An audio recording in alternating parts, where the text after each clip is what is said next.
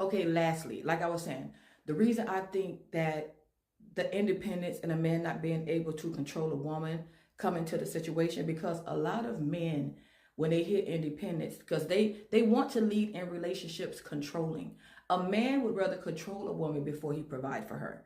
A man would rather scream, "Let me lead you into a wall," before he can protect her. And that's why the conversation and women saying they're independent irk so many men. And it irked them to the point where they don't look at a woman as being independent as a bonus. I feel like if you are a man that's independent, let's say you are, and you meet a woman that is, y'all are on the same level. Y'all are on the same level playing field. And if y'all decide to build businesses together and do things of that nature, you have two brains that are on that wavelength to make it happen. But in a lot of these relationships where men are not independent and they really can't provide and not really protect, because men don't really protect women these days. Let's be clear. These men barely protect their children. Okay. But when it comes to the relationship, men want to control over everything. And that is so weird to me that you want to be in control of another human being's life. Like, why does that get you so much? And then in that, they'll say, oh, we need to get back to tradition. Because in tradition, before women were allowed to be independent, Paul and Mr. Willie Earl did Miss Ernestine dirty. You get what I'm saying? He paid the bills, but he did her dirty.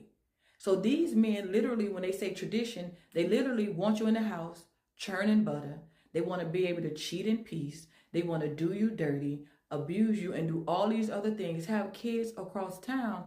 But then at the same time, they was, it just made no sense.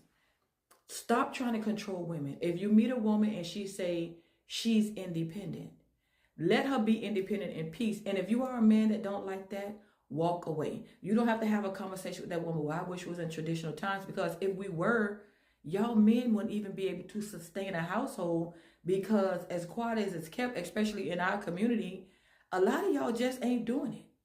A lot of y'all can't even sustain yourselves, let alone a household and children. So I don't know why the independence word and women being independent make men automatically feel that she don't need him.